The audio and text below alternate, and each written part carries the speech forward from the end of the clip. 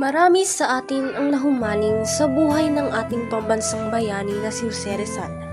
Kaya isa siya sa laman ng mga teksto, libro at iilang mga artikulo.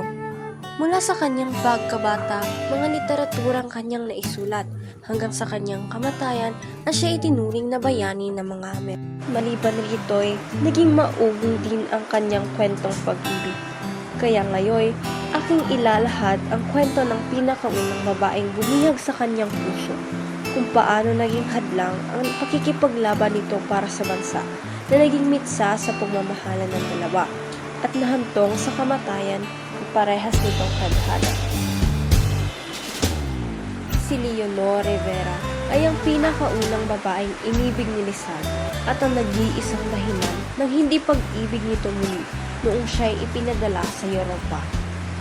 Pinsan pa ni Rizal si Leonor, ngunit tila'y kinikibit-balikat lamang nila ito noon. Nakilala nito si Leonor nung siya'y 14 na taon pa lamang. Naging mabuti ang loob nila sa bawat isa at di kalaunan ay nagkaibigan. Naging masaya ang kanilang pagsasama, ngunit hindi ito nagtagal at natuldukan rin.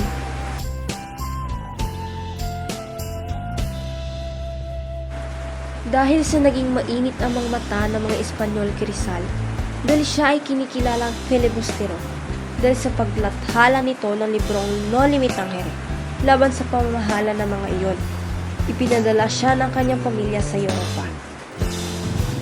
Bahang nalungkot si Leonor sa paglisan ni Jose, bagamat nagpatuloy ang kanilang pagmamahalan sa pamamagitan ng pagpapalitan nila ng mga sulat.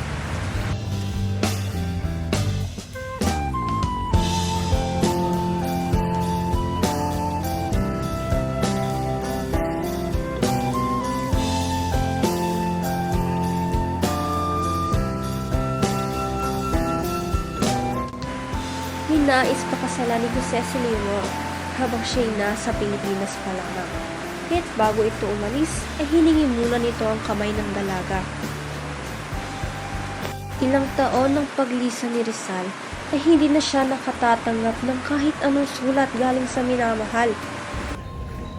May dumating na ba na sulat mula kay Leonor? Wala pa po, Ginoo.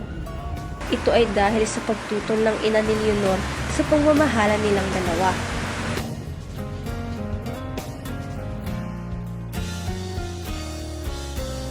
Nalimutan niya na ako, Mama.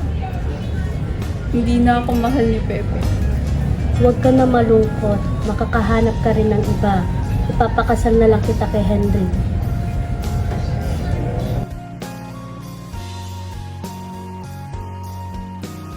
Ayos lang yan. Sa pagbalik ni Rizal sa Pilipinas, si Leonor ay kasal na at siya'y naipatapon sa dapitan dahil sa kanyang mga libro at kalaunan ay napatawan ng kamatayan. Komando!